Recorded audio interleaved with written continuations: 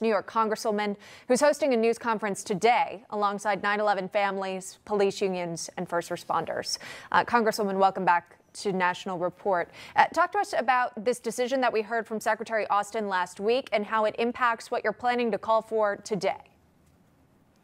You know, last year, Senator Ted Cruz and I wrote to Secretary Austin and this administration because we felt very strongly that we should not be pursuing any type of plea deal, that anything less than the death penalty was unacceptable to not just us, but to the thousands of people who have lost loved ones either on 9/11 or in the days since because of 9/11 related illnesses.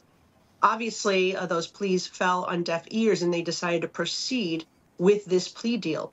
And it wasn't until the outrage from the family members, from the first responder organizations and politicians that they decided to reverse course. The bottom line here is there was a trial date set in 2021. This administration came in, it was postponed because of COVID, and it was supposed to take place September of 2021. And then they decided to pursue this plea deal instead. And so all of this has delayed the trial by years. And what the families want is to see justice served. It's been 23 years. They deserve that. And these monster terrorists do not deserve to continue to live. And we want to see the death penalty pursued and that justice is finally served for all Americans.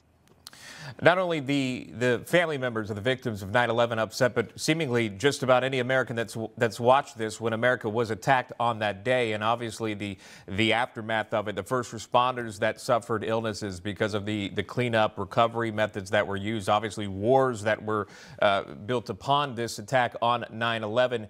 Seemingly not a lot of people on board with the plea deal are happy about that agreement, but not a lot of people, or some people, excuse me, not happy about the agreement being revoked. In fact, the ACLU put the statement out, the executive director saying, quote, by revoking a signed plea agreement, Secretary Austin has prevented a guilty verdict in the most important criminal case of the 21st century. This rash act also violates the law, and we will challenge it in court. Politics and command influence should play no role in this legal proceeding, yet Secretary Austin dishonored an agreement reached after years of hard work and painstaking consultation by all parties involved. ACLU planning to challenge this in court. Your thoughts, Congresswoman?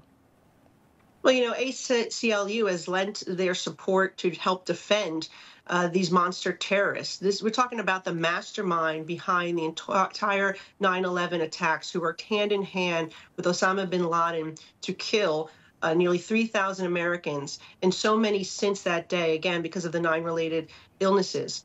So what I would say to ACLU is maybe stop trying to always be on the wrong side, I would suggest, certainly in this case, where they are constantly defending criminals, dangerous people, and in this case, terrorists. And really to try to claim that these terrorists deserve any type of mercy, that they deserve any type of protection, to me is outrageous. We need to continue to fight and demand that the death penalty be pursued, and that is exactly what I'll be doing today. And I'll be joined on Staten Island, which is my hometown, where so many in Staten Island and Southern Brooklyn, the area that I represent, lost loved ones. And we are seeing still dozens since September 11th in my community alone that have died from September 11th illnesses, firefighters, police officers. Right. So we should be showing absolutely zero mercy to these terrorists who showed no mercy to Americans or our way of life and sought to destroy it on September 11th, 2001. All right. Looking forward to hearing from those American voices later this afternoon. New York Congresswoman Nicole Malliotakis joining us with a preview. Thank you so much. Appreciate it. Thank you.